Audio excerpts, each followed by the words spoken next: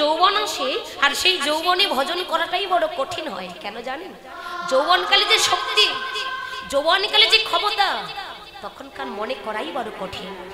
কিন্তু মনে পড়বে একদিন এক সময়, কোন দিন? জীবনে যখন বার্ধক্য নেমে আসবে, আমার মাথার চুল পেকে গেল, দাঁত পড়ে গেল, বদনে হরিবোল বলছি, উচ্চারণ হচ্ছে হবিবোল। তাই কি নামের কৃপা হবে? নামের করুণা হবে? আসতেই যদি হয়, ওই পথে যদি যেতে হয়, সকাল সকাল আসবে।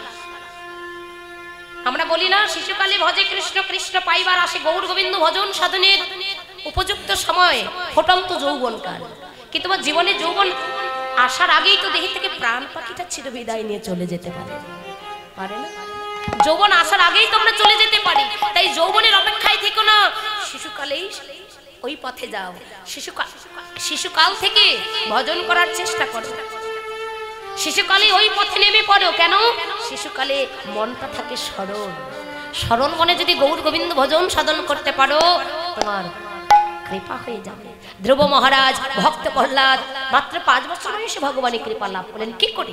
একবারই অল্প বয়সে। শিশুকালে মন থাকে সরল, সরল মনে গৌর গোবিন্দ ভজন করো, কৃপা হয়ে যাবে। যৌবন অপেক্ষায় কেউ থেকো না।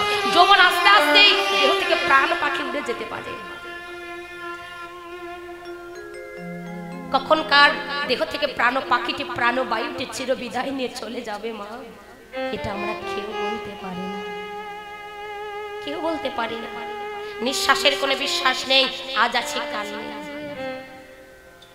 আজকে এই সময় পর্যন্ত আছি, আগামীকাল এই সময় পর্যন্ত থাকবো কি থাকবো না, কোনো গ্যারান্টি নেই। জগতে এসেছি একা, চলে যাব একা। কেউ কোনো কিছু সঙ্গে নিয়ে আসি না, কেউ কোনো কিছু সঙ্গে নিয়ে যাব না। যেদিন চলে যাব সেদিন দেহ থেকে প্রাণ পাখিটা উড়ে চলে যাবে। আর আমাদের সঙ্গে যাবে কি? সঙ্গে কি যাবে মা? মধুমাখা হরি নামটুকু সঙ্গে যাবে। হরি নাম ছাড়া সঙ্গে আর কিচ্ছু যাবে না। নামই যে আমাদের একমাত্র সম্ভব। কলিযুগে নামই হলে একমাত্র সম্ভব। এই নামই হবে আমাদের ভগবানের প্রতি। নাম ছাড়া সঙ্গে কিচ্ছু যাবে না। তাই তোমরা নাম করে হেজি, নামের প্রেমে কাঁদবে।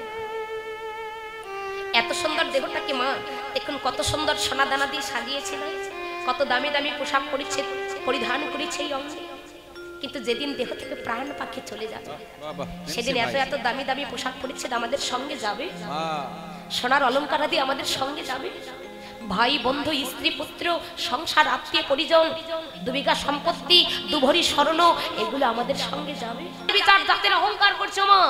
আমরা বলি না আমরা ধনী গরিব উঁচু নিচু। দেখুন ব্রাহ্মণ চন্ডাল চামার মুচি গৌর গোবিন্দ ভজনার্থে সকলেই ছুচি। আমরা আজ পর্যন্ত বলি নিচু জাত গো এখান থেকে চলে গেল, একটু গঙ্গা জল ছিটাইয়ে দাও। কিন্তু আমার মহাপ্রভু কোনো জাতের বিচার করলেন না। যাকে পেয়েছে তাকে বুকে জড়িয়ে ধরেছে, যাকে পেয়েছে তার হাতে ধরেছে, পায়ে ধরেছে, মধুমাখার নাম বিতরণ করেছে।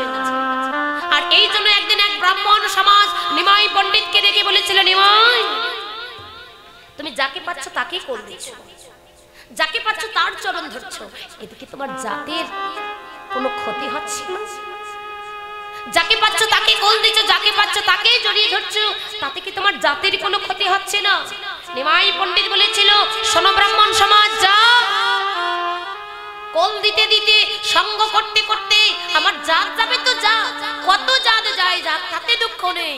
এমন করে জাত যেতে যেতে দেখবে এই জগতে জাত বলতে কোনো কিছু থাকবে না। এই জগতে জাত বলতে একটি জাত হবে, এই জগতে সমাজ বলতে একটি সমাজ হবে, যার নাম হবে বৈষ্ণবের জাত, বৈষ্ণবের সমাজ। ইহা ছাড়া জগতে আর কোনো জাত থাকবে না। নিতাই গৌর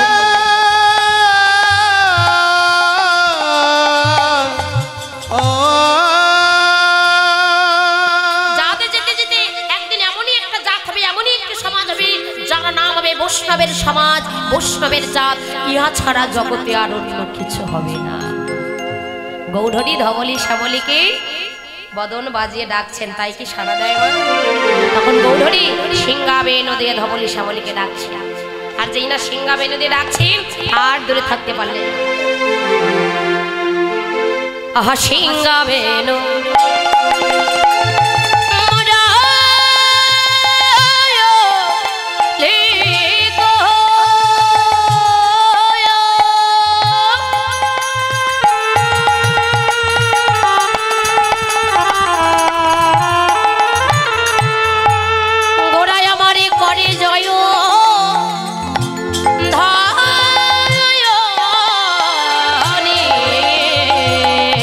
রে সিঙ্গাবে না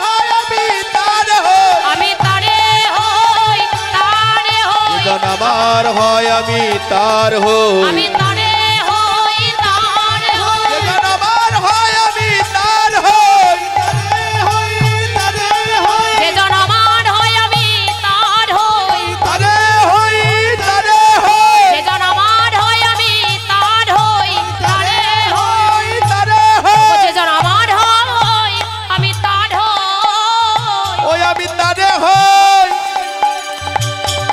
আমি তারে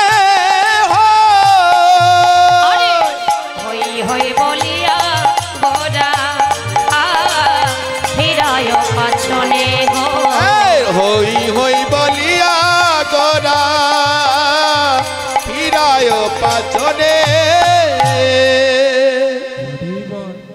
হই হই বলিয়া গোরা ফিরায় পাছনে সিংহা বেনু দিয়ে যেই না বাজন করছেন ধবলি শ্যামলী তো আর দূরে থাকতে পারলেন না, তারা করে ছুটে এলেন।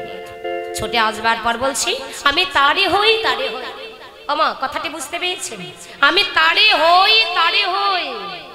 জগতে যে জন আমার হয় আমি একমাত্র তার হই। ওগো যে আমারে চাই আমি তারে চাই, আর যে আমারে না চাই আমি তাকে জনমের মতো না চাই। সনাতন শিক্ষায় মহাপ্রভু সনাতনকে বললেন, সনাতন কোন ভক্ত যদি আমার নামের প্রেমে দুফোঁটা নয়ন বাড়ি ঝরাতে পারে, আমি সেই ভক্তের জন্যই অনন্ত ফোঁটা নয়নের জল ঝরাতে পারি।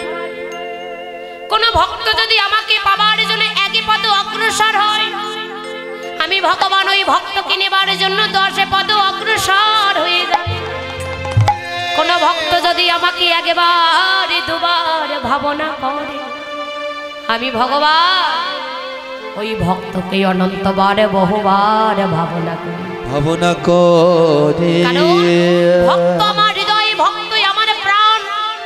ওগো এই জগতে শুধু ভক্ত ভগবানকে ভালোবাসে না, আমার ভগবান ভক্তকে বড্ড ভালোবাসে। আমার তাই যদি না হতো, দেখুন এই জগতে কোনো মায়ের সন্তান যদি কাঁদে, মা কি দূরে থাকতে পারেন? পারে না।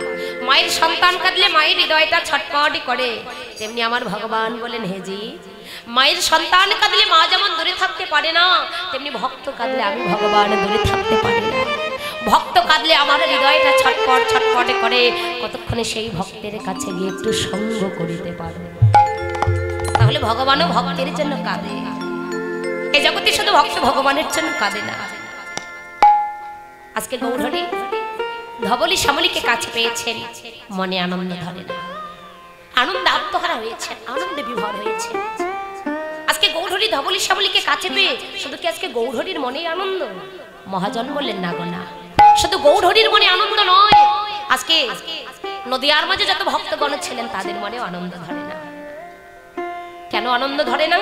ভক্ত ভগবানের মধুর মিলন, ভক্ত ভগবানের মধুর প্রেম, এই যে ভক্ত ভগবানের যে মধুর মিলন, এর মাঝে যে কতটা আনন্দ বাবা, জগতে যে জন ভাবনা করে একমাত্র তারাই জানে। চৈতন্য চরিতামৃতে বললেন, রাধা কৃষ্ণ একই আত্মা, দু দেহ ধরি অনন্য বিলাস রস আস্বাদন করে। এই দুই দহিবে চৈতন্য গোসাই, রাধা রস আস্বাদিতে দহে হইল একঠায়। রাধা কৃষ্ণ মিলিত তনু দুই দেহ ধরে যে প্রেম আস্বাদনে করেছিলেন, সেই প্রেম লীলা যদি নদিয়ার কোনো ভক্ত দর্শনে করেন আর তার যদি সঙ্গ পায়, বলেন ভক্তের কি মনে আর আনন্দ ধরে? ভক্তের মনে আর আনন্দ ধরে না। জগতের কোনো ভক্ত মানে গৌরহরির সঙ্গে, গৌরহরি যদি সঙ্গ পায় তাদের মনে আনন্দ ধরে না, ওই ভক্তের আর পরানো ভয় থাকে। তাই যদি না হতো ভগবান কেন নিজ মদনে বললেন, বাবা আমার হতে আমার নাম বড়, আমার থেকে আমার নাম বড়, আমার নাম হইতে পরম প্রিয় ভক্ত বড়, আর ভক্ত হইতে ভক্তের পদরেণু অর্থাৎ চরণের ধুলি আরো দ্বিগুণ বড়। হরি বল হরি বল। আমার হতে নাম বড়, নাম হতে পরম প্রিয় ভক্ত বড়, আর ভক্ত হতে ভক্তের চরণের ধুলি আরো বড়। যে ভক্তের চরণের ধুলির আশায় আজকে আপনারা আমরা সকলেই ছুটে এসেছি এত সুন্দর মধুর নববৃন্দাবন। কেন এসেছি দেখুন, এই যে এখানে কতগুলি ইউটিউবার দাদা এসেছেন, কতগুলো এসেছেন, এটা অনেক এসেছেন, একমাত্র এনাদের মাধ্যমে ঘরে বসে থেকে কীর্তন আজকাল দেখা যায়, শোনা যায়, তাই না? এই যে ইউটিউবের যুগ, মানে কলির যুগ, তো ঘরে বসে থেকে দেখবেন এই যে আমার দাদারা কীর্তন ভিডিও করছেন, আগামী কালেই দেখবেন আপনারা ঘরে বসে থেকে দেখতে পারবেন। আপনি যে এখানে স্বয়ং ছিলেন এটাও আপনি দেখতে পারবেন।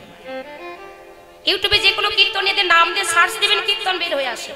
আচ্ছা বাবা, ঘরে বসে থেকেই তো কীর্তন দেখা যায়, ঘরে বসে থেকেই তো কীর্তন শোনা যায়, তাহলে কি দরকার আছে লক্ষ লক্ষ টাকা পয়সা খরচা করে দিনের পর দিন, রাতের পর রাত, আহার নিদ্রা সংসার কর্ম সবই কিছু ফেলে রেখে হরি নামের পিছনে অক্লান্ত পরিশ্রম করা? কি দরকার আছে মা? কি প্রয়োজন আছে বলুন? ঘরে বসে থেকেই তো কীর্তন দেখা যায়, তাহলে কমিটির বাবারা পাগল হয়েছে, তাই না? অপরাধ ক্ষমা করবেন মা, সত্যিই তারা পাগল হয়েছে। কোন পাগল? সত্যিই তারা হরি নামের পাগল হয়েছে, সত্যিই তারা কৃষ্ণ নামের পাগল হয়েছে। নামের পাগলে যদি নাই বা হতো তাহলে কোনো দরকার ছিল না, কোনো প্রয়োজন ছিল না। কিন্তু দেখুন এত সুন্দর হরিবাসরের আয়োজন করেছেন, কেন, কি দরকার? মহাজন বললেন, ওগো তুমি ঘরে বসে থেকে কীর্তন দেখতে পারবে, ঘরে বসে থেকে কীর্তন শুনতে পারবে, কিন্তু ওই দেখা এবং শোনাতে কখনো কোনোদিন এই হৃদয়ে কৃষ্ণ প্রেম ভক্তির উদয় হবে না। ঘরে বসে থেকে একা একা কীর্তন দেখলে শুনলে তাতে কৃষ্ণ প্রেম ভক্তির উদয় হবে না। কৃষ্ণ প্রেম ভক্তির উদয়টা হবে কোথায়? একমাত্র ভক্তের বাজারে আসলে, ভক্ত সঙ্গ করলে, সাধু সঙ্গ করলে হৃদয়ে কৃষ্ণ প্রেম ভক্তির উদয় হয়ে যাবে। সাধু সঙ্গ সর্বশাস্ত্রে কয়, লবমাত্র সাধু সঙ্গ জীবী কৃষ্ণ প্রাপ্তি হয়ে যাবে। তাই গৌরহরি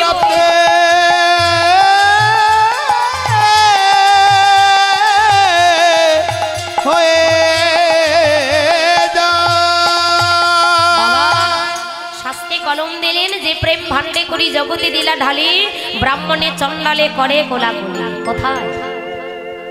ব্রাহ্মণে চন্ডালে কোলাকুলি করে কোথায়? অন্য কোনো স্থানে সম্ভব না। কোথায় সম্ভব? একমাত্র এই কীর্তন আসর ছাড়া অন্য কোনো স্থানে, কোনো জায়গায় সম্ভব নয়। কখন? যখন কোনো ভক্ত কৃষ্ণ প্রেমে ডুবু ডুবু হয়ে যায়, কৃষ্ণ প্রেমে ডুবু ডুবু হয়ে ব্রাহ্মণ চণ্ডালকে জড়িয়ে ধরে, কোটিপতি ভিখারিকে জড়িয়ে ধরে, তখন কোনো জাত থাকে না, কে ধনী কে গরিব, কে উঁচু কে নিচু, কে ব্রাহ্মণ কে চণ্ডাল, কে চামার কে মুছে, তখন আর এই ভেদটুকু থাকে না। তখন আর এই ভেদাভেদ থাকে না, কি চুকিয়ে নিচ্ছে। এত সুন্দর ভক্তের বাজারে আসলে দেখবেন কীর্তনীয়রা কীর্তন আসরে উঠে বলে, মাগো ভক্ত সঙ্গ করো, বাবা ভক্ত সঙ্গ করো। কেন বাবা এই ভক্ত সঙ্গ কেন করতে হয়? এক ভক্ত আর এক ভক্তকে হৃদয়ে জড়িয়ে ধরি কেন? ভক্তের চরণ ধরে অঙ্গে লেপনে করি কেন? এতে কি হবে?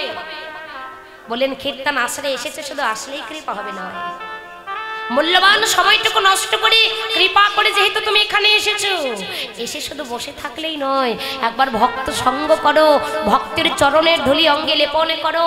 ভক্ত সঙ্গ করিতে করিতে যদি একবার কোনো নিষ্কিঞ্চন বৈষ্ণবের চরণে তোমার হাত পড়ে যায়, আর সেই নিষ্কিঞ্চন বৈষ্ণবের চরণ ধুলি যদি তুমি অঙ্গে লেপনে করিতে পারো, আর নিষ্কিঞ্চন বৈষ্ণবের যদি কৃপা হয়ে যায়, এতে গৌর গোবিন্দের কৃপা হবে, তবে তোমার মানব জনম ধন্য হয়ে যাবে। নিতাই গৌর হরি বল।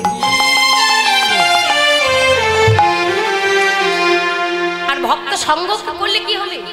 ভক্তের চরণ ধলি অঙ্গে লেপন করলে কি হবে? জীবের হৃদয়ে কৃষ্ণ প্রেমের উদয় হয়ে যায়। যতক্ষণ পর্যন্ত কিঞ্চিত পরিমাণ প্রেম ভক্তির উদয় না হবে, ততক্ষণ পর্যন্ত গৌর গোবিন্দের কৃপা হবে না। কিঞ্চিত পরিমাণ প্রেম ভক্তি সঞ্চয় করো। কোথায় করতে পারবে? ভক্তের বাজারে আসলে ভক্ত সঙ্গ করলে হৃদয়ে কৃষ্ণ প্রেম ভক্তের উদয় হবে। আর কিঞ্চিত পরিমাণ যদি প্রেম ভক্তি সঞ্চয় করিতে না পারি, তবে তো ভগবানের কৃপা হবে না। ওই যে একটু আগেই বলেছিলাম, ধন সম্পদ টাকা পয়সা বাড়ি গাড়ি দিয়ে ভগবানকে পাওয়া যায় না।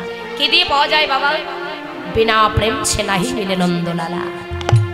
ভক্তি ছাড়া, প্রেম ছাড়া ভগবানের কৃপা লাভ হয় না।